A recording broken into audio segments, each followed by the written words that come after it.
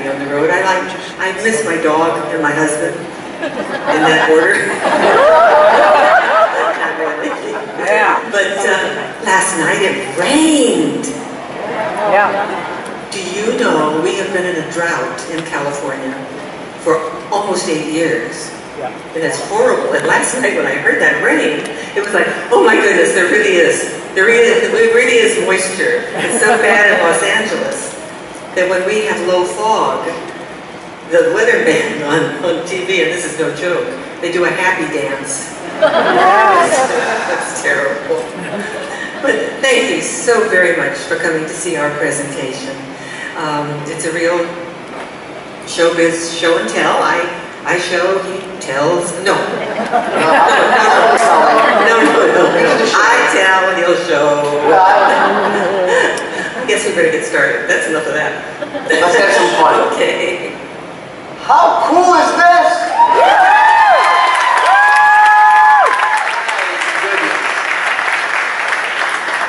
Okay, who's the luckiest guy in the room right now?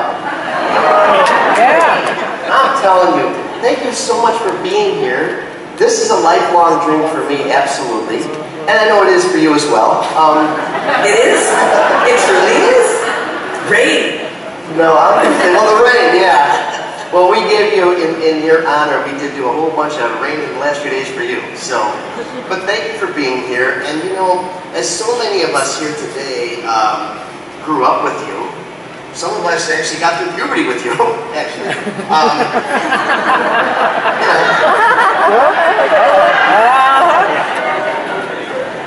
Well, I mean, really, you were such a, but you know what, you were kind of your time, you were the Mary Pickford of your time. You were America's sweetheart because you were obviously so beautiful, so breathtaking, but sweet, sincere, and even pure, I mean, all of that stuff. From what we know. We'll get into that, right? Well, let's start at the beginning, which is a good place. Your full name, right? Barbara Jean Huffman. Yes. And you're of Irish descent. I thought you were Italian. The whole world's Italian. Right. No, well, Irish, Scotch, and English, yeah. But my great-grandfather came from Ireland. Yes, he did. He did. In fact, I'm going back to Ireland in August, and hopefully I'll be able to find some clue as to where he came from. He couldn't read or write when he came to the United States. And so he had no communication with his family in Cork. And he was one of the boat children. That's long before Ellis Island. And they put the children on the boats and just sent them out so that they would be saved. So I'm kind of excited about that, yeah. Well, he settled in the east, like St. Louis area, I believe, but ultimately Tucson? No, he didn't settle at all. He and his sister, when they arrived in New York, she went into service, and he signed up with the railroads. And the railroad brought him all the way to San Francisco. I see. Yeah. Well, San Francisco, Texas, even Chicago, you lived all over the place. What's your favorite? Well, that's not fair. That's not fair. What's your favorite today? Today is my home. Oh, okay. Los Angeles. Los Angeles. Yeah, but I always have a spot in my heart for San Francisco, which I also think is very much like Chicago. I mean, we have in San Francisco good restaurants, and the people are, well, it's changed a little since I grew up, but the people are great. They're just great. They've got a great little Italy there. That's the home of Joe DiMaggio. So That's right. That's right. That's North Beach. Yeah. North Beach, absolutely. Now, you grew up in somewhat of humble beginnings, let's say. Yeah, my dad worked at the telephone company, and before my sister was born, my mom worked as a credit manager for a jewelry store. But did your folks see something in you that you would be this great big star? They see a little actor in that eye, the twinkle in your eye? Well, I wouldn't say that they did that, but I certainly had support. And my mom sang because my grandpa sang. He actually sang with the San Francisco Opera Company at the turn of the century. Small parts, words, but he sang. So there was always music in the house. And I'd help my mother with the dishes and sing, and she'd sing with me. So I guess she just pushed me a little, and it was fine. That was good. I sang in church. I was in the choir in church. My great achievement was singing Ave Maria and Mary at Christmas. I think I was scared to death. It was a very quivering Mary that they heard. Yeah. But you had this marvelous, wonderful look to you. I mean, I see some of these photos as you do today, of course. She looked gorgeous for what? Yeah. Oh, right. You still got it, girl. You're cute too, you know. I'll take that. But unfortunately, I'll take it from anybody. Unfortunately, that's the way things are right now. I want to talk a little bit about you're coming up. You've got this, you've got this little bug, but you don't know which direction you're going. You start maybe hitting the clubs. Now I understand Ciro's in Hollywood. Hitting the clubs? Well, I mean performing. You mean in San Francisco? Yes. No, I didn't hit the clubs in San Francisco. I studied at the Conservatory of Music, and then my mother heard me singing, and she said, Barbara, they're singing every note perfectly, but you don't mean a word you sing. So I think you should study acting. Oh, and so I did, and then it kind of took over. The acting took over. But in San Francisco, yes, I sang with dance bands. But most of the musicians in San Francisco were teachers. It was a very safe dance band. When you say dance bands, what kind of music? Like big band? Businessmen's, rhythm. Gotcha. Yeah, big band, yes. Businessmen's rhythm. Well, we call it businessmen, yeah. I've never heard that. Haven't you? Yeah. No. Yeah. So that was the big band sound, kind of? Correct, yeah. I see. Yeah, it was maybe 22 instruments. Well, absolutely, at least. I'm a big fan of the clubs of Days Gone By. Ciro's is one of them I know that you're a big part of, or you had some experiences in. And but I mean, that was the hot spot. That was where some of the biggest actors and mobsters and politicians from 1940s to 1957, 58. That was the place. Oh, it was through 60s, yeah. Yeah. I lasted about 5 weeks, there. I was staying at the Studio Club. At that time, it was a place for young professional women to stay. And I had a job at night in a bank. Because I didn't believe in, although you would never go hungry when you stayed at the Studio Club. I always felt safer when I had a job. And one night I came home about 11 o'clock, and this beautiful girl was coming down the stairs, and she said, "Oh, hi, what's your name?" I said, "Barbara." Jolene. And she said, "What are you doing? Or what do you do?" I said, "Well, I'm an actress." She said, "Well, what are you doing out tonight?" I said, "Oh, I'm coming home from work." She said, "What kind of work do you do at night?" I said, "I work in a bank downtown." She said, "But you're an actress." Well, you have to have a job, to be an actress. So she said, "Why don't you come up to Ciro's and audition? Because the chorus needs girls." And I said, "I don't dance." And she said, "Oh, I don't either." So I did go, and I did get the job, but it wasn't a comfortable one, and I didn't last very long.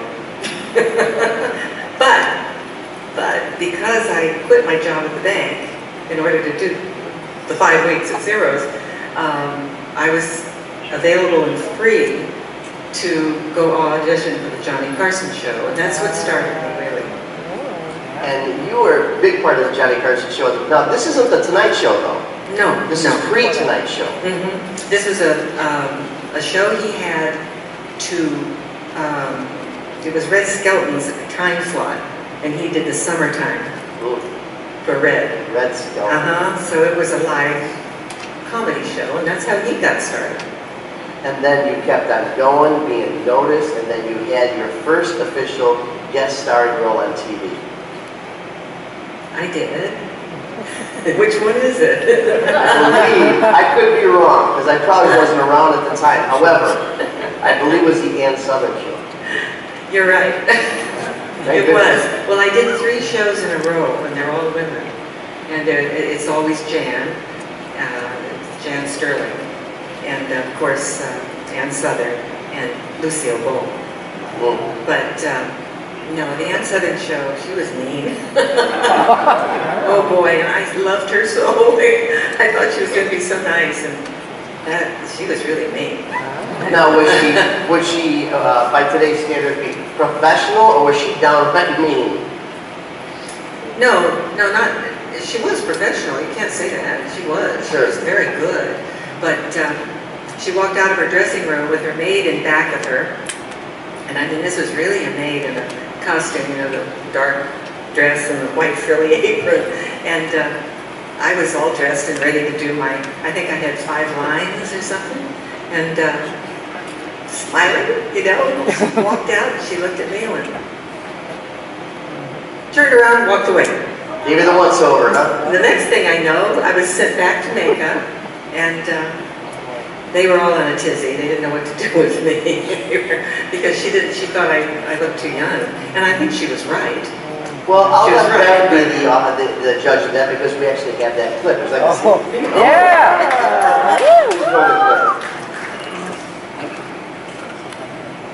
Peter, I've been trying to get you on the phone all day long.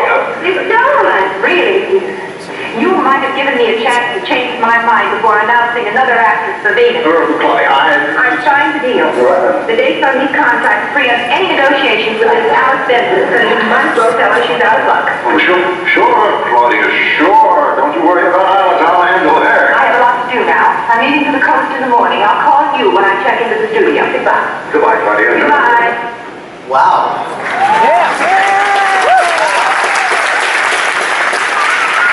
You're just so darn beautiful. Oh, I mean, really. stop it! No. Stop it! So, Now I haven't, you know, I really haven't seen that. I'm telling you, it's just wonderful. I mean, who doesn't love watching those beautiful black and whites? I mean, really. Now, you touched on Lucille Ball, and it was right around this time that you were getting involved with those shows and the Lucille Ball show. And I understand that she was really into you as being as a friend and really looking out for you. As so much so that she would even do some things with your dresses, with your wardrobe. No, she was lovely. She talk about professional.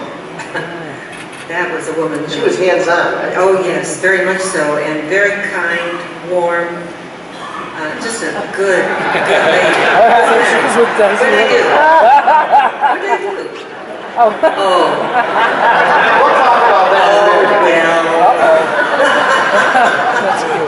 We'll talk about that in a minute. Yeah, well, I ran But why around. do you think she liked you so much? Especially later. Because I hid from her husband. That's why. I don't know. She was just lovely, and I had the experience, with Cutie Pie.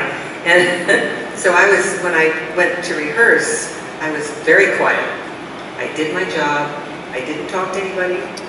And dress rehearsal, of course, I Love Lucy was with an audience, a live audience. I had the dress on I was supposed to wear, and I walked out, and Lucy said, "Come here, Barbara." So I walked over, and she said, "Do you like that dress?"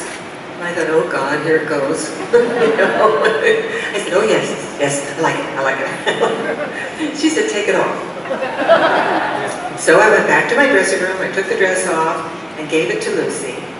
And she and her friend, all during dress rehearsal, sat there and made it prettier. Wow. They really did. They put the grommets or whatever, the sparkly things all over it. And that's a wonderful woman, really. She was a big lady. She was a tall lady. Very tall, yeah, beautiful. At that time, she was just beautiful. When I've watched it, and I notice when people are, taller or not, but big deal to me. I don't know why. But I didn't realize that. And actually, I think it's at Universal Studios in Orlando or one of the Disney parks. I think they've got the whole I Love Lucy exhibit there, and they have an actual, how tall she was. I'm like, wow. I thought, especially later years, when she was was it Gordon McRae? Was it Gordon? I know, no, I don't remember his name. He was a comic.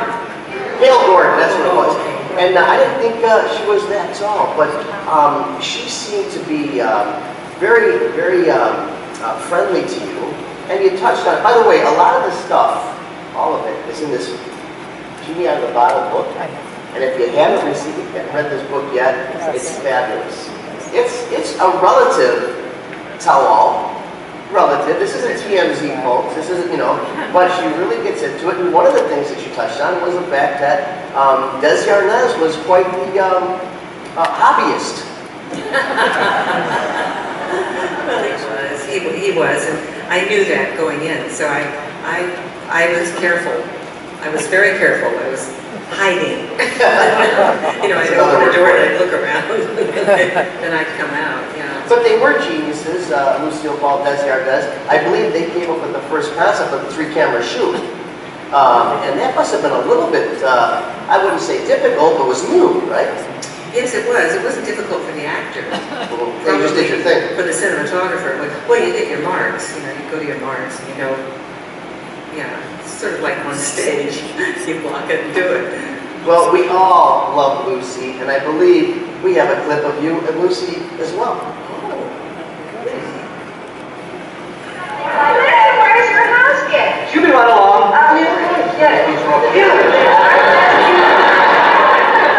Oh, here we are, Diana. Hi!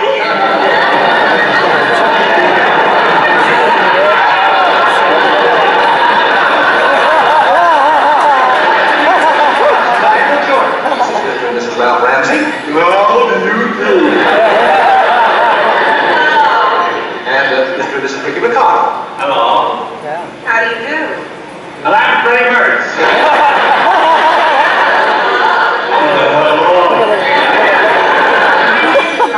Oh, yeah. Miss, Diana. oh, Diana. Will you sit down? Oh, but yes. Thank you.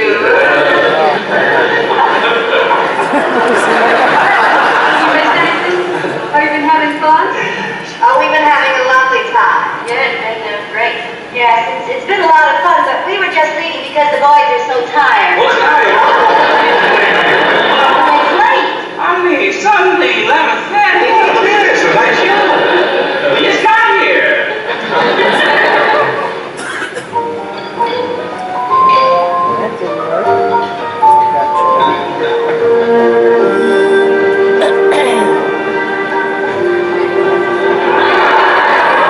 That didn't work. But yes. Oh, no, wait a minute. My mother told me to pick you.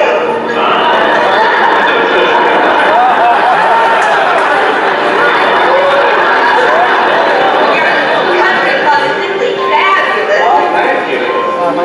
Your music's so dreamy. You like to dance? Oh, but yes, I adore it. Oh, that's nice.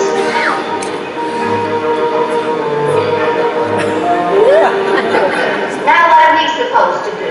Well, maybe we should dance with each other. My mother told me to pick you.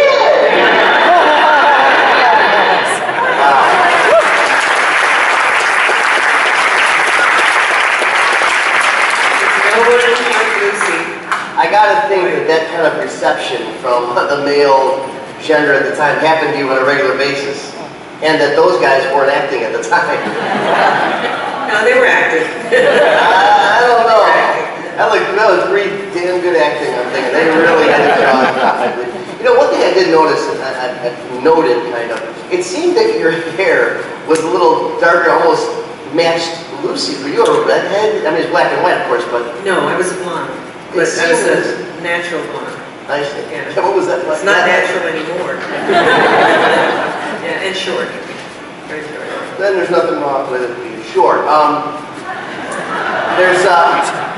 But since we're talking about listen, when you're done with those, I'd be happy to take those off. We're talking about blondes. Famous blondes. There's an all-time famous blonde that you got to be very good friends with.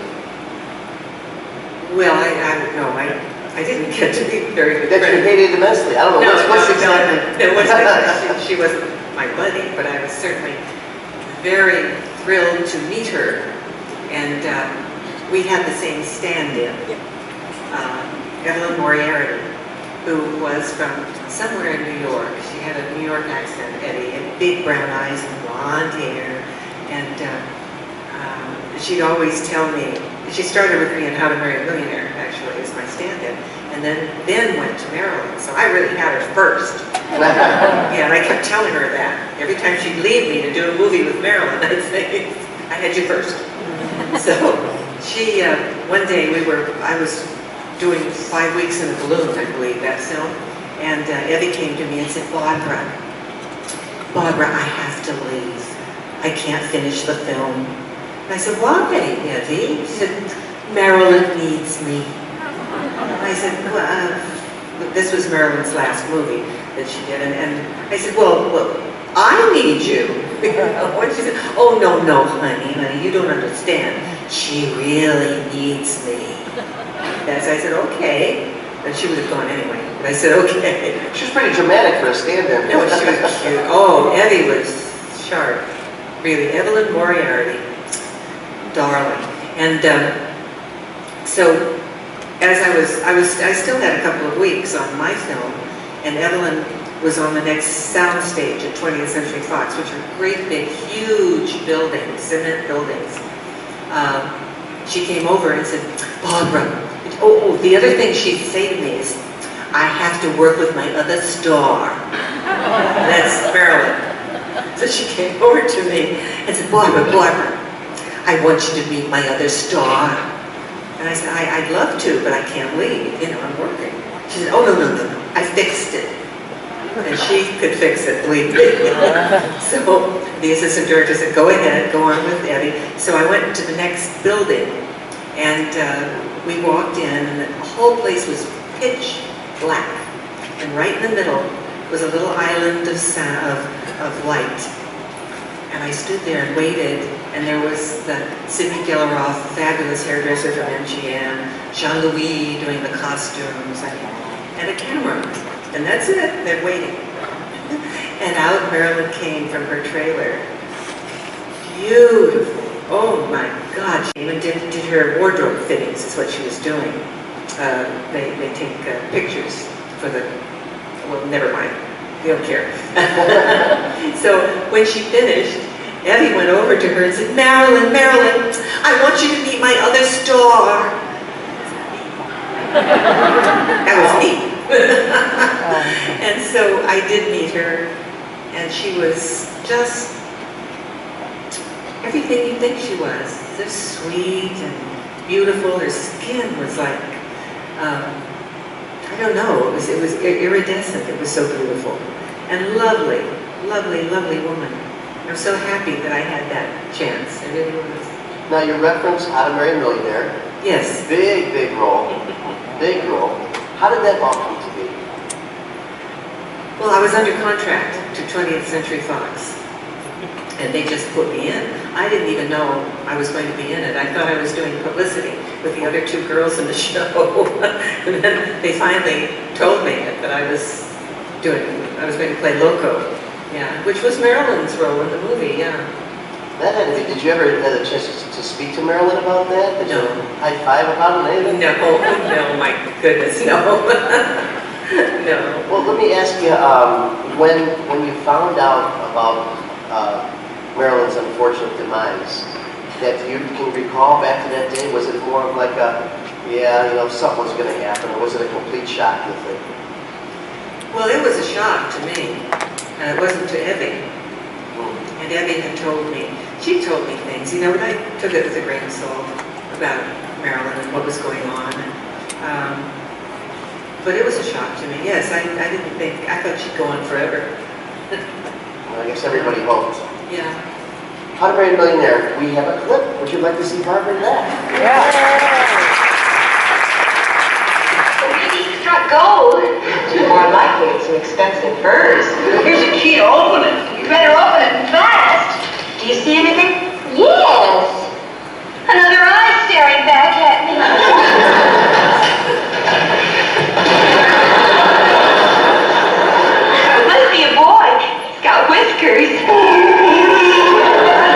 Sylvester. My name is Loco.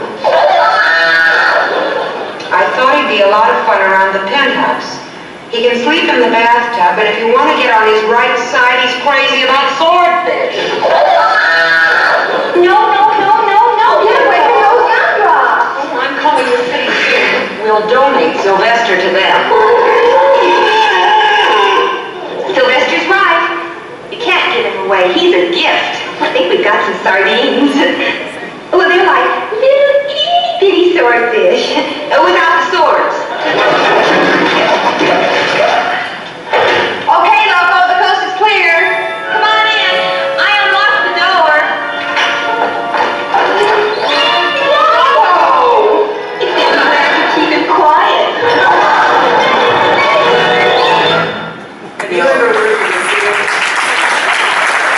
You know, but I've worked with rock stars, it's a lot worse. Oh, no, you have no idea.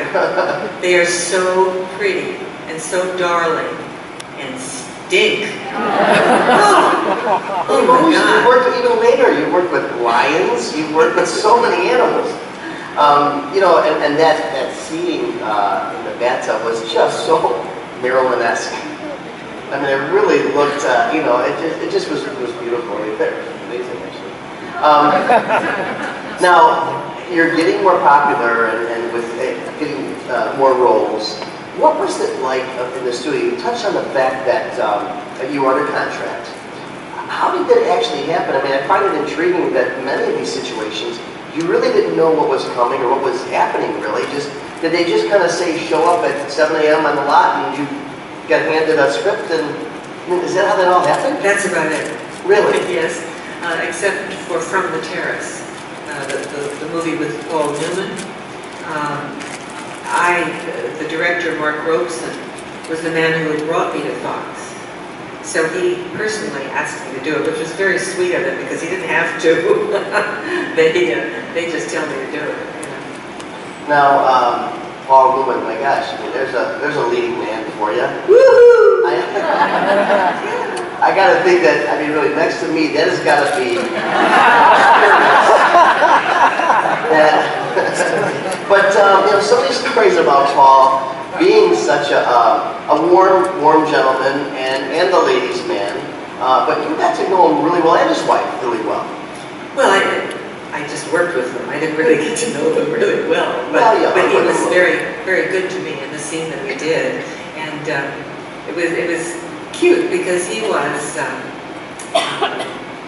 challenged as far as his height was concerned. and we had to dance. And he said, oh, it's the first time I could look down on an actress. This was sweet. Yeah. Wait a second, I want to go back a second. So really, I didn't now as I thought Lucille Ball was smaller, I thought Paul Newman was a big guy. He really wasn't. He was your Sylvester Stallone kind of. Oh yeah. Really? Oh yes. Yes, Another little guy. Yeah, All right. yeah. I understand his eyes were very piercing. Beautiful eyes, beautiful, a lovely, lovely voice. I said, well, how should we play this scene? And he said, just do whatever you want to. Do it. I said, okay. This was on camera, correct? No. So we were rehearsing. Doing the dance, yeah. I think he was hitting on you. I'll be honest with you. No, I think he was hitting on you. he was not hitting on me. Well, we'll be the judge of that. We've got a clip from the Phillies. Of course you do. Yes, I do. I have one. Are you looking for me? I am, Phineas, that's for you. Well, my name is Clemmy Shree, but I'll be glad to change it if you'll start looking further. Just how far am I allowed to look? You're friends. I like you. Sam, No, Alfred. are you gonna make a pass at me, Alfred? You leave long courtships, don't you? Oh, who's got time? I'm crowding 19. What, years or guys? Nasty. Come on, let's dance and crowd each other. Look, honey, I got one leg out there. We'll fill it first. Oh, you mean it's all over between us? Well, these things don't last forever.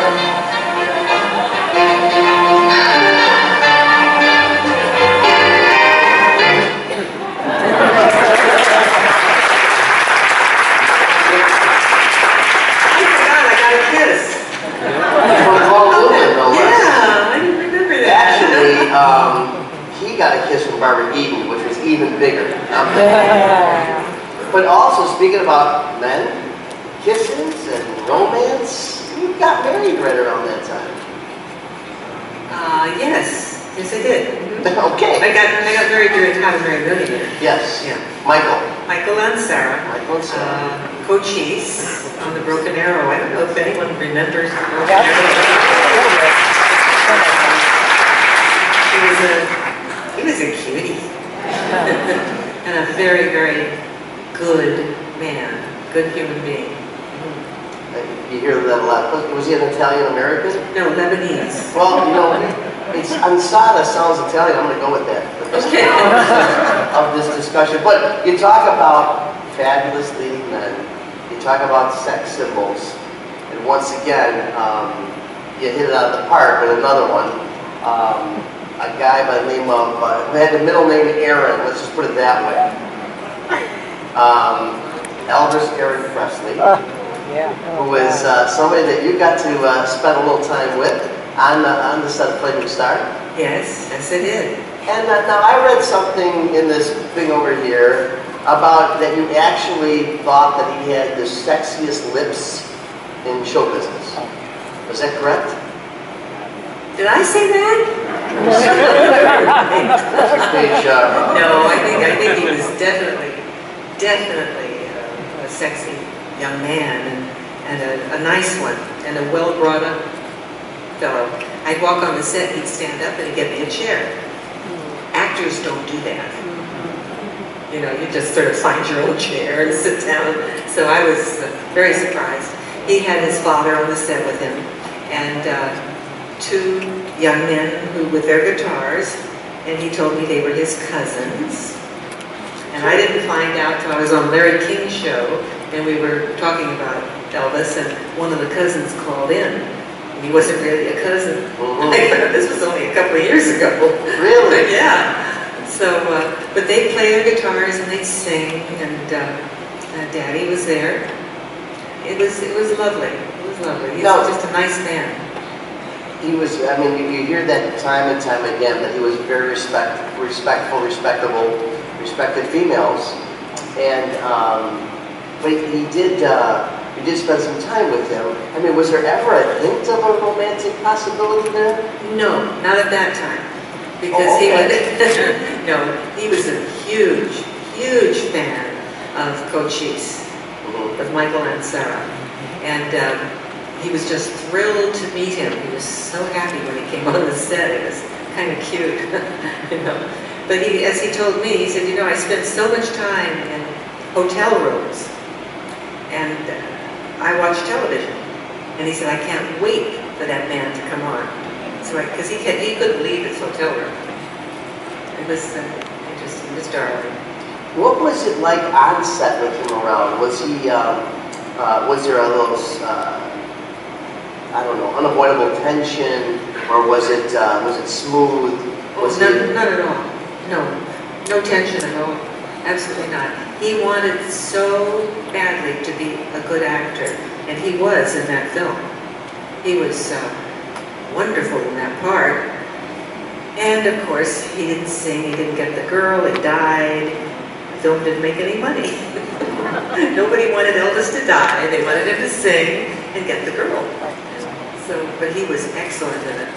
Now, one of the things you do touch in your book, and there's several, for lack of a better word, somewhat darker times that you really bare your soul about in your book, and one of them was a quote from Elvis, one of Elvis' doctors, that he talked about the drug part and how literally, if I can recall, something about his hind end being kind of like a pincushion.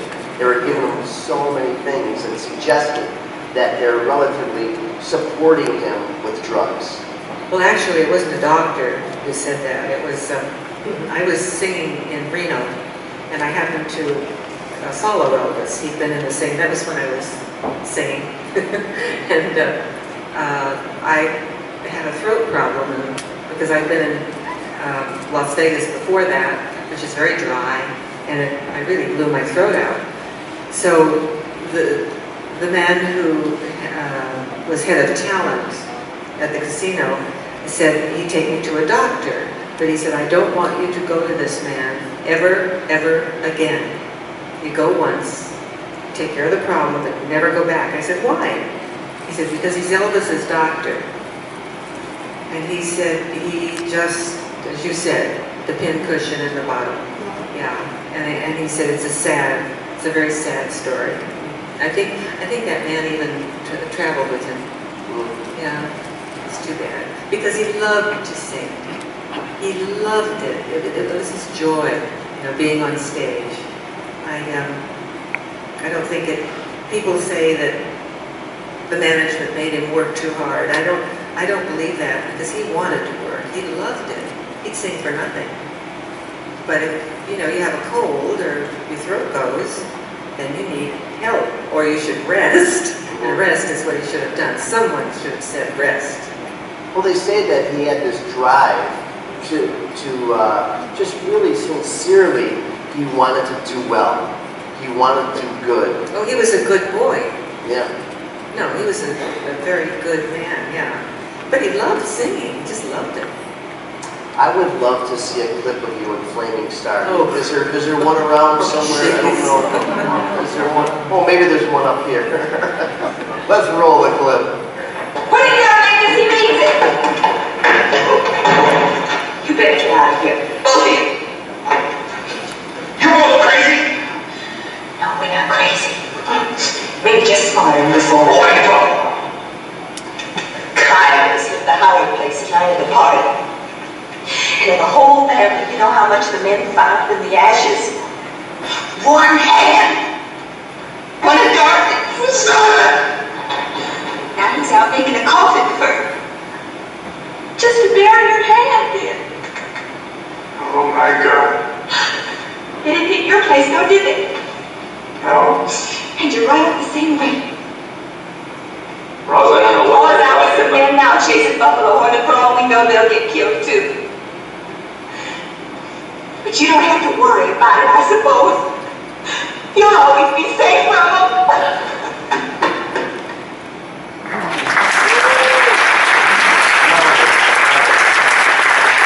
So now, I'm sorry. Oh, I was just going to say he played a half-breed in it. Half-breed. Yeah.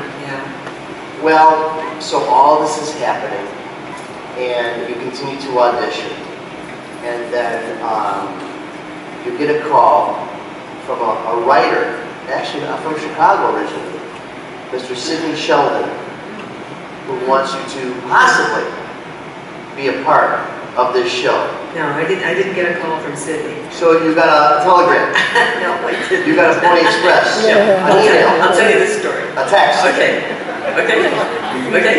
Yes. Okay. I had been reading in the Variety and Hollywood Reporter, the trades, all about this show, magic, and they were, I didn't know about the bottle, I just knew it was a magic show, and she was a genie. So they were testing all these beautiful, tall brunettes, Miss Syria, Miss Italy, Miss Greece. I thought, well, that's not for me, and 5'3½", and blonde, forget it. And one day my agent sent me a script, and I read it, and I thought, oh, this is a good script. And then Will Melnick was his name, and he called me, said, did you get the script? I said, yes. What do you think? I said, I think it's great. He said, well, that's good, because they really want you to do it. And I said, do they know what I look like? I couldn't believe it.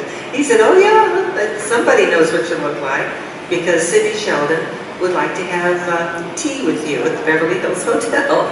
And I said, okay. I went down there, and I had tea with Sidney, and I got the job.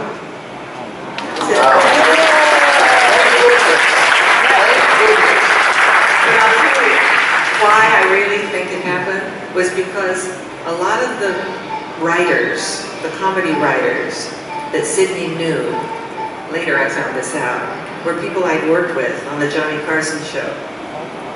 And I kind of think they had some input. Well, it's really interesting how you say that, because come to think of it, first of all, I don't believe that Miss Italy was very tall anyway. However, But really, you think about the genie, the Middle Eastern look, the darker hair and everything, and you were the anti-genie practically. I mean, you really. But I found another thing interesting in your book, how you reference the fact, and I can see it now, that you kind of emulated somewhat of a tomboy feel with the genie thing. Ironically, because you are about as far from a tomboy looking in that thing as anything. But I can see how you kind of jumped around and you sat, and it was very endearing. Was that intentional about the whole tomboy thing? Yes, I thought first of all, she was a fish out of water, which was a wonderful part to play. And I felt that she was a happy fish out of water, that she wanted to know everything about everything that was going on. First of all, she'd been in that bottle for so long. She had to learn a few things about everything. So that was fun. Yeah. Oh yeah, I didn't know that was there. Hello. Wow. That was the first year. Well, I'm not going to do it. You'll get Yeah, right back in the there. first year was a green bottle, green and gold. And that was, is it a Jim Beam bottle? If it is, send it over this way. No, it's the original ones were the Christmas bottle for Jim Beam. And they had crates of them. I don't know what they did with it, the liquid. They had painted the outside. But now, when this came out, and just a question that I had, this is in the wake of the time, when the show came out, it was kind of in the wake of, the women's rights movement and all that. I mean, how were you received by that, calling the guy master? Actually, very well. Very well, because I was questioned. I was questioned a lot, especially interviews, they bring it up. And it was her job. That's the only word she knew. He was her boss. He was her master. So, Look, I'm all in favor of it. I'm just asking. No, but another interesting little factoid about if you really watch the first few episodes, they were actually in black and white. yes. And there's a reason. Yeah. Because I was pregnant. And I think they thought I was going to die or something, so they didn't want to invest in the colored film. We filmed it, mainly because of we couldn't use an audience, and it was for all the magic. We needed film. And so the first 13 shows were black and white, and I looked like a walking tent. I had so many veils going down. But that was, you also started out showing a little bit more than people were accustomed to seeing on television, and that was a challenge. That's not true. No. I know. No, the belly button thing. No. That was a joke. That started as a joke. Really? Yeah. There was a writer from Hollywood Reporter, and he'd come on the set, and he'd say, "I don't believe you have one." And I'd say, "Nickel and pink." And that worked? Well, a nickel was cheap, It was okay. But he began to write about it, and then the stringers across the country picked it up and wrote about it. And then George Slaughter, who had Laugh-In at that time, suddenly decided he would premiere my navel on Laugh-In. Then NBC decided that I was not wearing enough clothing. And they made sure that it was a high waist and that I had lining in the pantaloons. And we did 3 shows in Hawaii, one with Don Ho, and I was on the beach with Don, and every girl in that scene had a bikini on, except me. I had a tank suit. It was just so silly. Well, how were you involved at all in the design of your hair, of anything? Oh yeah. Oh yes, yes indeed. I'm trying to remember her name now. The woman who designed the costume. She was an Academy Award winner at MGM. In fact, when I did The Wonderful World of the Brothers Grimm, it's a film I did at MGM, she did those costumes. And she asked me, she said, what color do you like? And I said, pink. And that's all she needed. And then she did the color. She said, I think maybe a veil this way, you know. She was good. Did you do very many appearances in character? You know, just like personal appearances at openings of things, or None. did they utilize you in that respect? No, none. Because you're such a visual character. Not until 2 years ago. We can touch on that if you want. Oh, dear Lord. So,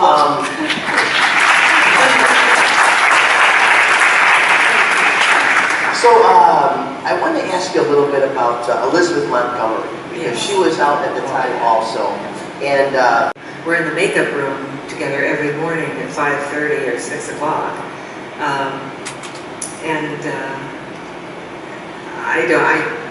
we liked each other, but you didn't have time to really be girlfriends when you're working that hard. And I know what you're thinking of. I didn't know this until someone told me that Sally Field was being interviewed, and Sally was also in the makeup room about that time doing the nun, you know, the flying nun. And at that time, I was also not only appearing in Genie, but I was appearing in Las Vegas on the Strip at the MGM Grand, singing. So I would bring to work my tape recorder, my lyrics, my songs, and I studied them while the makeup was coming on. But I guess I was a little loud. I didn't know it, but the interviewer asked Sally, what was the most uncomfortable thing you had to do when you were doing the flying nun? She said, sitting in the makeup room with Barbara Eden bellowing. I hadn't a clue. I was just trying to learn, you know. it's an interesting time in television history where you've got a flying nun, a genie, a witch, all the different shows. You think about it. And we're like, wow, that's awesome. I mean, it's a little different time in history. 132 episodes, 2 movies. There's got to be, I'm thinking maybe, one favorite episode of yours. I think the first one, the pilot, was my favorite. It was so well done, so well directed. Gene Nelson directed it, and I just like it. I like it a lot. I think it's been colored now. It was black and white, but it's in color. What colors is it? I don't know, blue, pink, red. Now, you spend a lot of time in your book about Larry Hagman, who was obviously a very, very close friend of yours. Yeah. That one I did get right. That was a close friend of yours. Yes, he was. Yes, he was. But I did find it interesting how you were very humble from the beginning of your career. I mean, your entire career, of course, but you're very humble, just working as an actress, trying to get to the next level. Whereas he came bursting out of the scene, proclaiming he's going to be a star, and later on, it kind of it hurt him slightly in that he was, how can I put it, he was a little frustrated because you became the actual star of I Dream of Jeannie, and I don't think he, from what I read, I don't think he understood that to be the initial situation. He was going to be a star or the star. Well, he's a man. He's an actor. And I knew he did. I didn't care. I had my baby. I was happy, you know. But he was a little troubled, yeah, by it. He was. Never took it out on me. The writers in Sydney, you know, would get an earful every once in a while. There's some great stories in the book about them battling. I mean, they're battling about that. Yeah. Let me ask you, just retrospectively, do you think that this ongoing frustration and that kind of, lack of a better word, attitude or positioning, do you think that played in any of the development of his later character as J.R. Ewing? Absolutely not. No. Larry was a very talented actor. Truly was. He was Mary Martin's son, and he was talented. No, he could play anything. In fact, during the last years, Larry and I traveled with the Love Letters, we did it together, and it Oh, was yeah. such a thrill. That must have to been work marvelous. with him. It was just such a thrill to work with him. We were kind of on the same wavelength. I've never worked with anyone since who was so in rhythm with my rhythm, you know. Who shot JR? I never saw that last freaking episode. Do you know who shot? Baby Leanne de la Vega. Oh. You heard it here. Did you actually, as Barbara Eden, did you actually, were you fond of, did you like Jeannie? Oh, I like her a lot. She's easy to live with. Even since then? Oh yeah, I like her. I liked her when I played her. I like her now. I'm just surprised she's still around, but both of us, actually.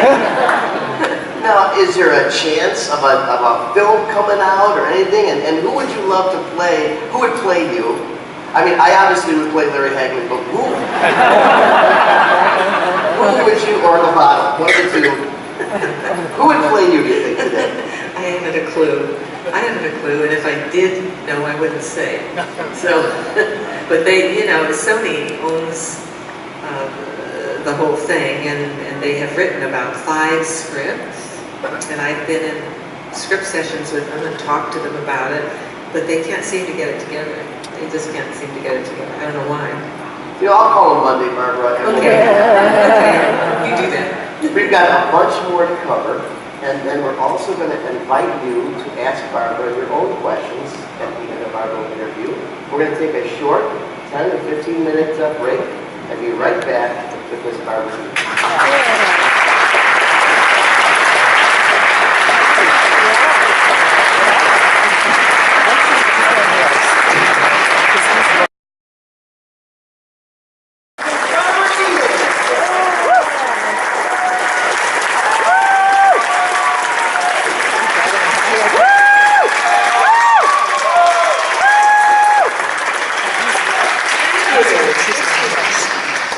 Oh my goodness.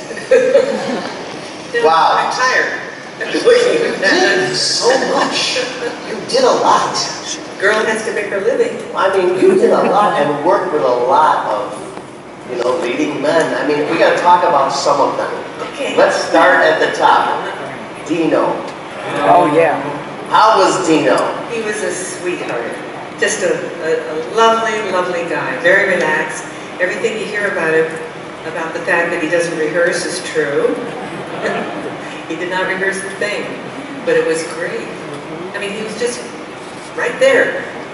I got to know him very well because Jeannie Martin, I think it was his first wife, became a good friend of mine.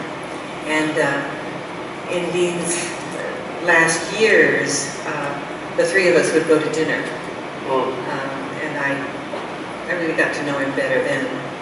Yeah. And you knew him towards the end of his life as well, but a little bit challenging for him, right? Well, that was with, and Jeannie actually took very good care of him.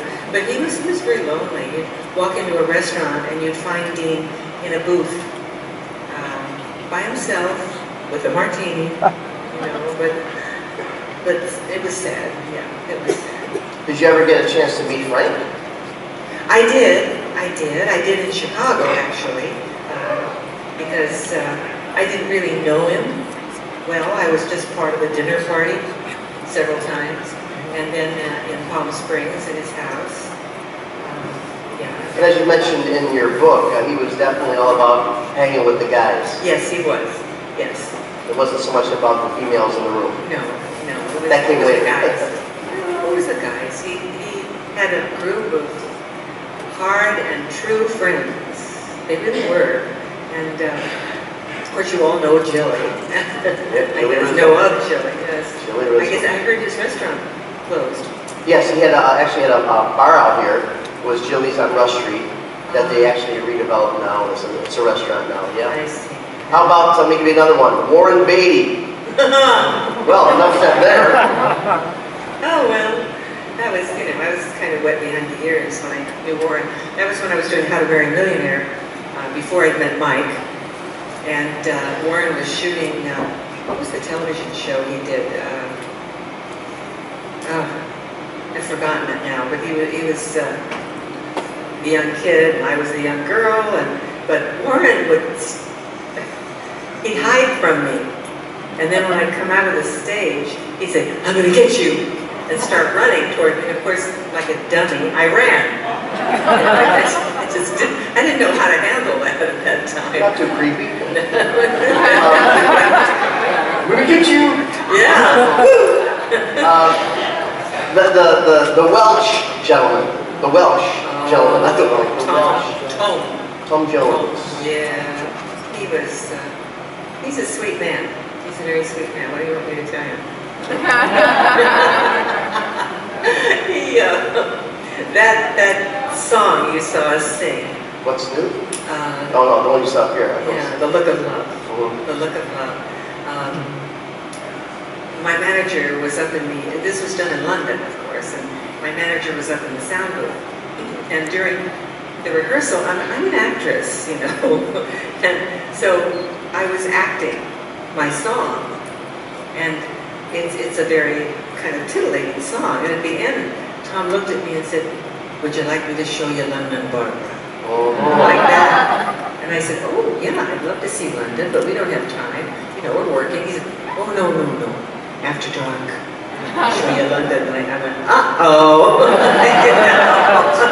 So the next time we went through, we rehearsed our little blocking to do the song, I just did it by rote. I didn't act it at all.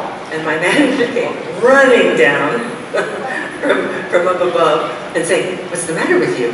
What's the matter with you? That's terrible. What are you doing?" I said, I'll do it. When I can't.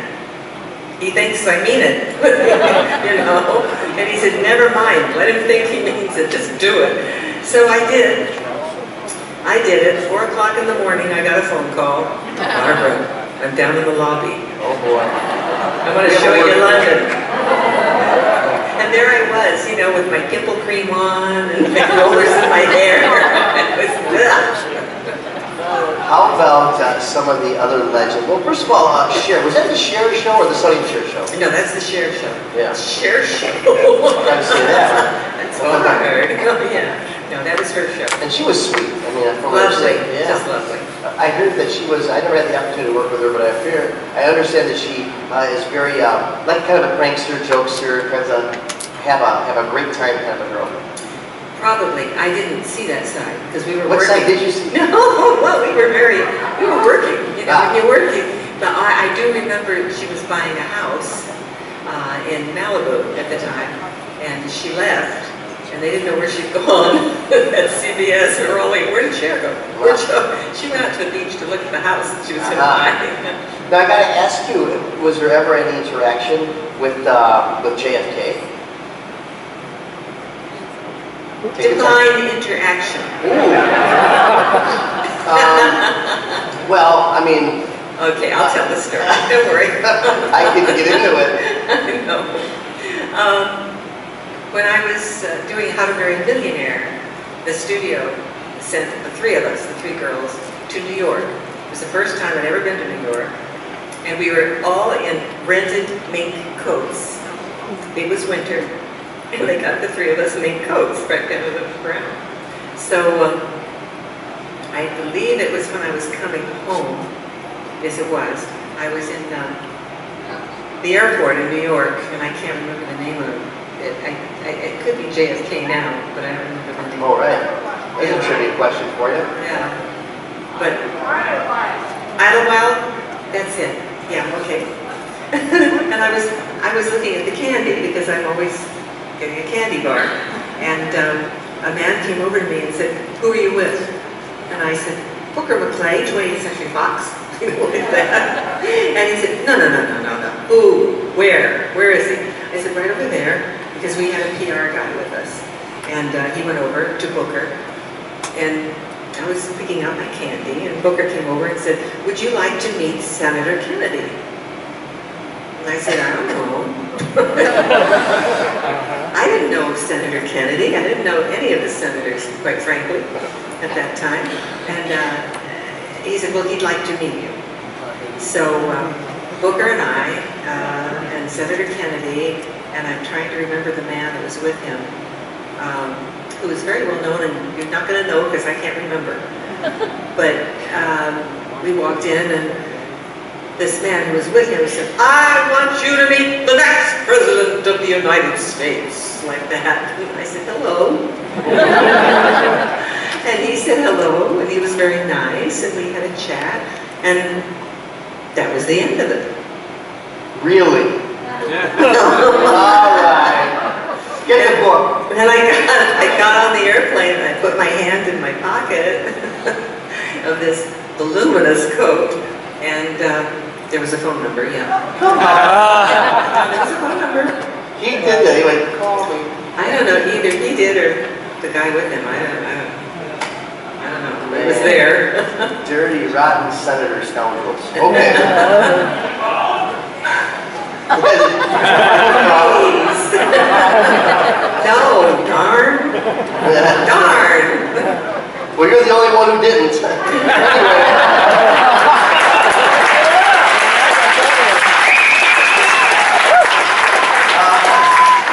But you were striking as you are today, striking and beautiful, a sex symbol. I mean, gorgeous. What, were you ever in any of these magazines that are on my show? I mean, that I've heard that are out there. Were you ever posed for any of those magazines? What magazine? Well, not Sports Illustrated, maybe, or, you know. Oh. No, I haven't. I was asked. Yeah, I was asked. I can get you a gig if you're still interested. No, thank you. But you were asked. I was asked, yeah. At the centerfold in, what is it, Penthouse. But it's legendary that you were offered like $1 million to do that and you turned it down? Yeah. Wow.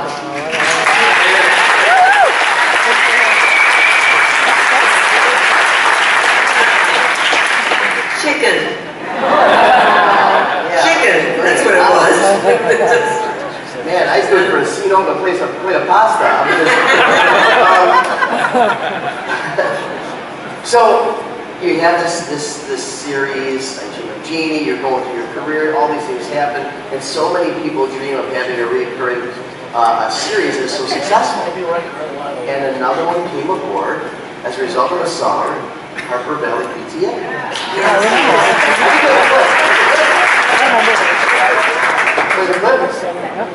There's the clip. You say I'm not fit to live in this fine American town. That I don't come up to your standard, or whatever you consider decent. Well, I am here to call a few kettles black. How you doing, Bobby Taylor? If I have turned you down 7 times for loose proposals, I have turned you down once. If I were you, Holly, I'd have taken this man in and had him neutered. Mr. Kirby Baker, our fine real estate executive. Baker Realty. Honesty since 1938. Your secretary, poor little Gladys Williams. She had to leave town all of a sudden. Had to see a special kind of doctor in Cincinnati. If you all.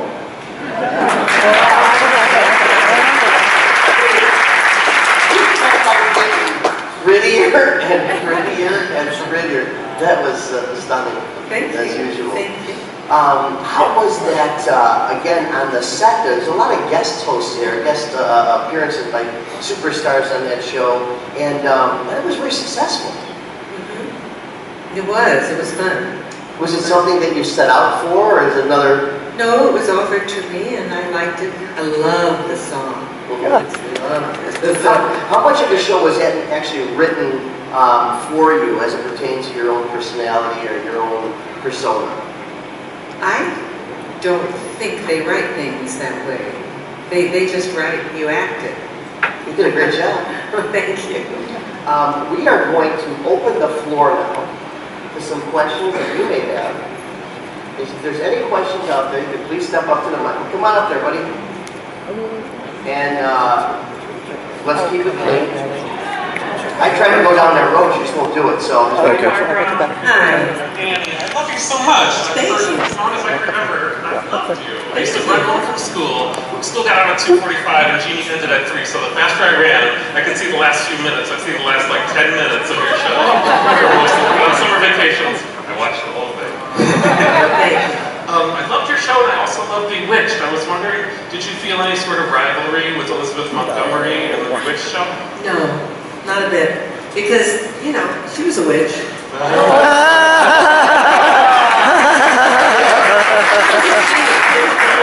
Whole different bowl of soup. That's right. Yeah.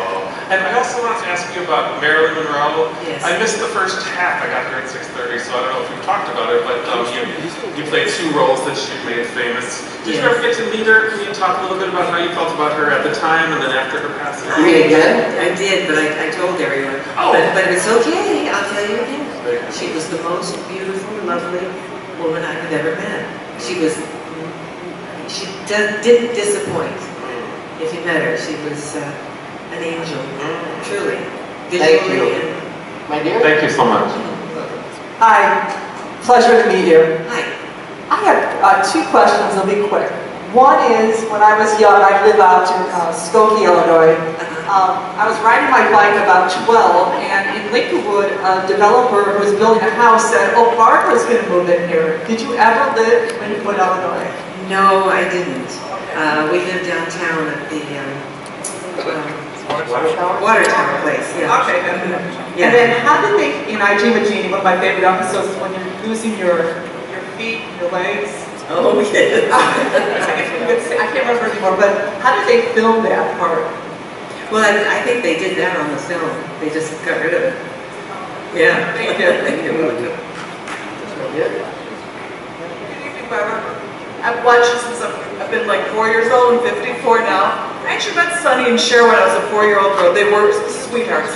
Yeah. But anyway, I was just curious, what did you think of Bill Daly also as a leading man? And was he as funny, let's say, off stage in his persona as he was on film and stuff? Because he was hilarious as, of course, Roger Healy and later on in Bob Newhart's show. Bill Daly is exactly what he was on the show. He has not changed. He's the funniest man. He's still going, oh, you know, like that. No, he lives in New Mexico, and I see him every once in a while when we do personal appearances together. Yeah. Thank you very much for being a great icon for young girls. My niece, who's 22 now, went out as a genie when she was about 6 years old. And I've got a great niece, and I'm sure she'll be watching you too someday. When she's a few months old. Okay, great. Now this set. Hi, Jeannie. I'm just so happy to be here. I'm so excited to see you. Well, thank you. I can't believe it. I can't believe I'm talking to you. But I wanted to tell you that I love you so much, and you were so much a part of my childhood. And I remember when your show was over during the days, I would have temper tantrums because I wanted to see you again, and I would wait for the next day for, you know, after school when you were on, and I just loved your show. You were so much a part of my childhood, and happy memories. Thank you. My question to you, Jeannie, is around Well, Barbara Jean, it's okay. Barbara Jeannie. My question to you is, I'm doing this to you from my heart to yours. Sorry about that. Wow, you made the microphone disappear. It's amazing. And I was wondering if you could do that for us. Of course. Okay. I'll hold the microphone. I would love that. All right, drum roll.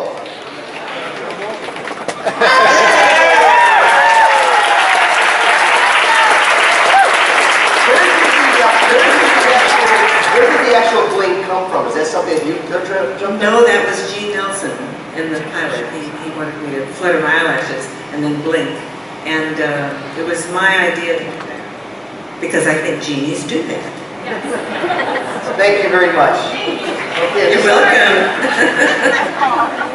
Thank you, Barbara Jean. Hello. I'm not sure if anybody alerted, but we are 50 years for Audrey and Jeannie, and I just want to say congratulations, and I think that deserves a round of applause because these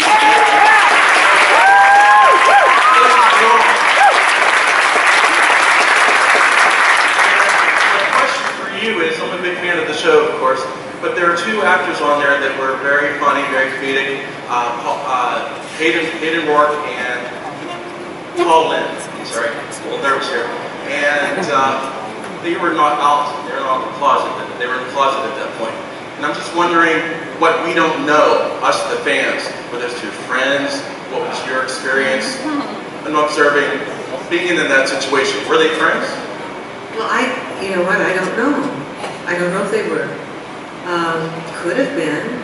Hayden Rourke was a lovely gentleman. He was just extremely intelligent, wonderfully talented, had done so much theater and so many. I think if you've seen some of the movies from the 40s, Hayden was in them. Yeah, well, I don't know how many in the 40s, because he was in the war, in World War II. But even in the 30s, you see Hayden Rourke in a movie. Yeah. Better than Paul Lynn? Paul Lynn. I did Hollywood Squares with Paul Lynn also. Yeah, he was fun. That was what you saw is what you got. Yeah. Thank you. This side, sir? Just wondered, are you still doing any acting on stage? My wife and I saw you one time doing The Odd Couple. Oh, yes. Right now I'm not. I was doing Love Letters. We were touring with Larry, you know. But one other question: is there anyone you really would like to have worked with that you didn't get the opportunity to? oh, so many good actors. Yes. Hi, Barbara. You're wonderful. Oh, I think you were next. No, go ahead. She's standing there. It's okay. Okay. Love you since a kid. You're wonderful. Meant a lot to me as well, definitely. You're a big morale booster. What would your 3 wishes be? And I'm wondering what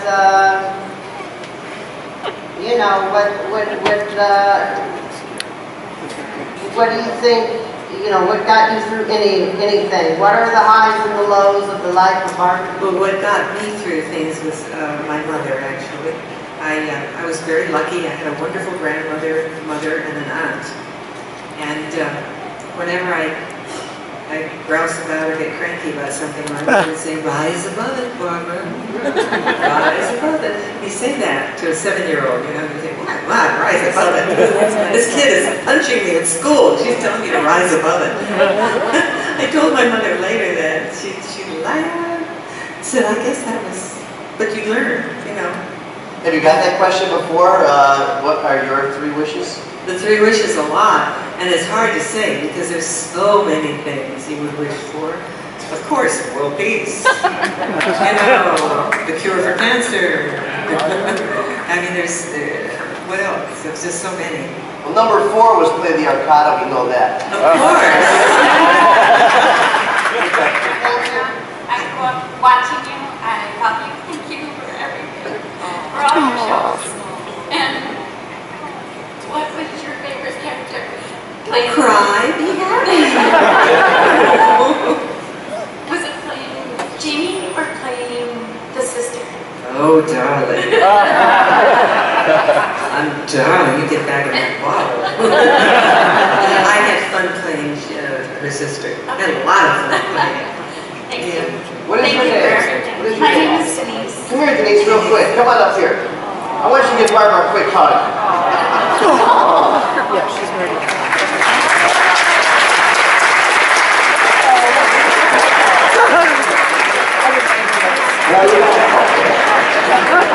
All right, we have a question there.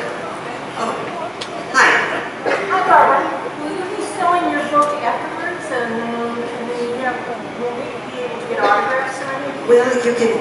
I don't sell the books. It's on their own Amazon. Oh. What you give me right now, cash. All right. Yeah, you got some. Will you be doing autographs afterwards? I don't think so. I think she has a private one we're doing a little bit later, but we'll see what we can do for you. How about that? Okay, because we're so sweet here. All right, how about you, Linda? It's a microphone. Don't let that be an excuse. Be powerful, girl. I'll with you on this. Hi, my name is Lillian, and I'm originally from San Francisco too. Are you? I am. And so I was very excited when I heard that you moved into San Francisco. Yeah. And I also grew up watching you, and it's such a thrill to see you here. So I have different questions. Out of the currently active actors today, or in the last 20, 30 years, if you could link them back in time, because Larry Hagman wasn't available, who would you think would be best suited to play Major Nelson? Clark Gable.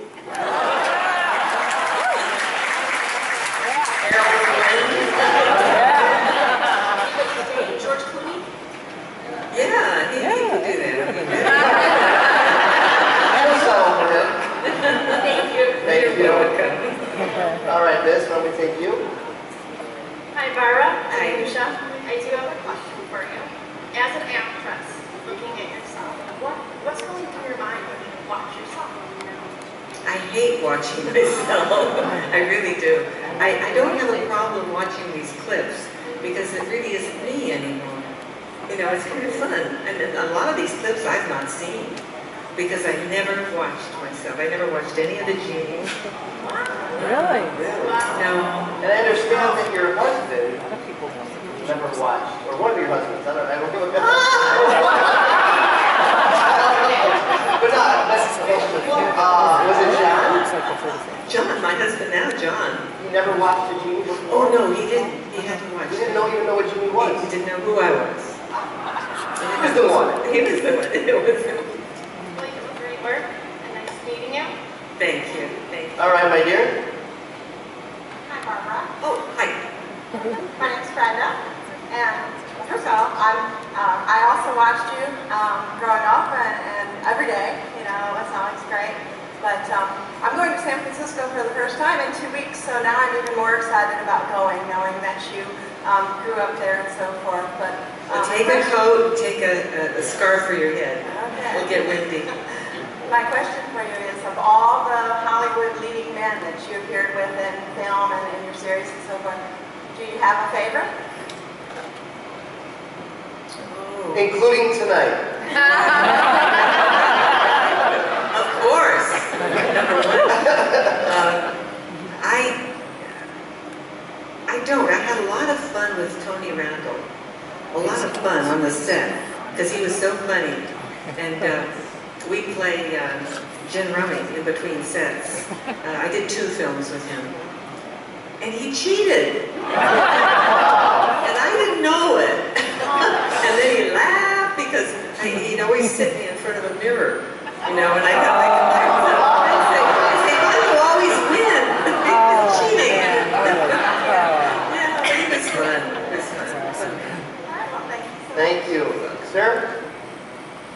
You're getting your workout today, Barbara. Hi, Barbara. I've been a fan of yours, starting with the Highway Patrol at Egan's Cafe. Oh my. Were you ever asked to do a role for the vets during the Vietnam, as a, you know, to go on the stage for the entertain the vets of the USO show? Well, I was, but at the time my son was small, so I didn't go with Bob Hope. But I did go to the Gulf with Bob. In fact, we had, I didn't see was there a clip? Yes. Of that? Yeah. Yeah, on the ship, and it was wonderful. With Robert Crawford. I beg your pardon? With Robert Crawford, and was that your starlet debut, kind of? I can't hear you. With the Highway Patrol, was that your starlet debut, kind Well, of? that was really before I think that was before I was even here. I think I did a little small part in San Francisco. Okay, thank you. Thank you. You're welcome. Ma'am? Hi, Barbara. I'm a big fan as well. I used to watch you after school when I come home as well. What is your biggest pet peeve with Larry Hagman? I didn't have one. I had no problem. I know he was special, you know. But he really, when we worked, everything went very smoothly. And when he was unhappy, I would go in my dressing room and let him work it out with Sydney or with whoever, you know, he was unhappy with at the time. Now, do you have daughters, children that live in Parkridge? Do I? No. I thought that I heard that. I had a son. Oh. Yeah. And can I have a hug too? Oh, We'll start charging for this stuff. All right. Our final three questions at this time. Our final three right here. Hello, Barbara. Oh, beautiful hair. Thank you. Well, I just wanted to say that I'm a big fan of yours as well, and I always watch your shows with my mother. Where? Hi. And I just wanted to say that you emanate grace and humility, and it's an honor to meet you. Thank you. And I was wondering if I could also have your autograph after the show. But this is the man, right?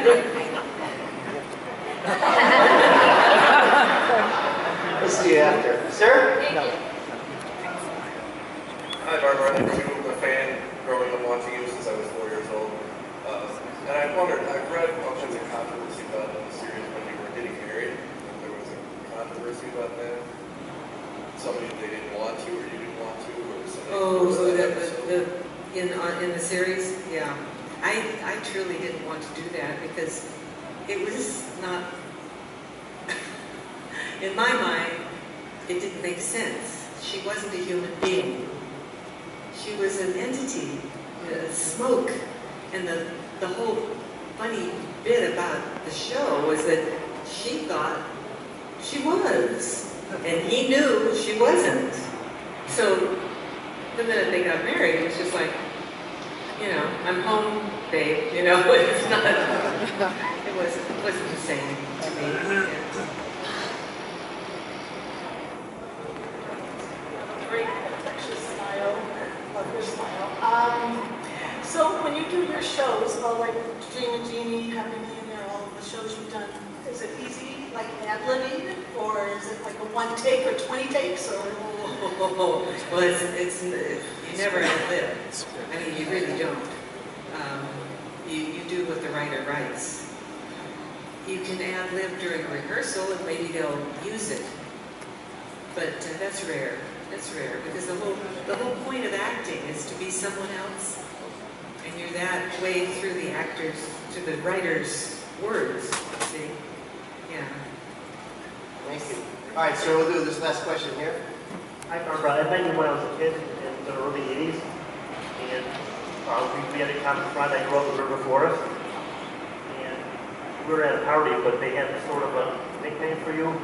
And I was wondering if you recall that, but I wouldn't want to tell you particularly now because he might go along with it. But I was always curious to find the meaning behind it. I had a nickname in Lake Forest. I grew up in River Forest. River Forest. The general friend, I don't know if I should really describe it now. I don't know. Well, who wants to know? Yes! Yes! I don't know. The only nickname I ever had was This is when you were married in Chicago. Oh, well. I still don't really know. You know, that could have been anything, depending upon the mood. Well, I'm sure we'll figure it out one day, or maybe send us a letter. Okay. Thank you. Do you remember Tom Cole? Do you remember the Cole family? It sounds familiar. Do you remember Tony from the pizza place? There were a lot of wonderful people I met through the paper, the Sun-Times. Yeah. My father was an executive for the Tribune. For the Trib? Yeah. Well, now the Trib has Chini. Yes. Yeah, because I'm going to do something for them, I think in September, for the 50th anniversary. Okay. Yeah. Thank you very much. Okay, I'll pass it. I have one question myself. What would be your most valued piece of memorabilia that you still hold close to your heart, whether it's from Jeannie or from or something else or both? Oh It's my bottle. You have the original bottle.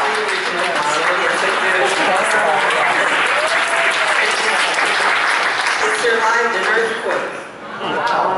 It did. And after that earthquake, I put it in the bank. It's in a safe deposit box. Well, speaking on behalf of all of us here at Barbara, we can't thank you enough for sharing your life, your career, and just what a wonderful, endearing person you are. We're so fortunate. Thank you so much.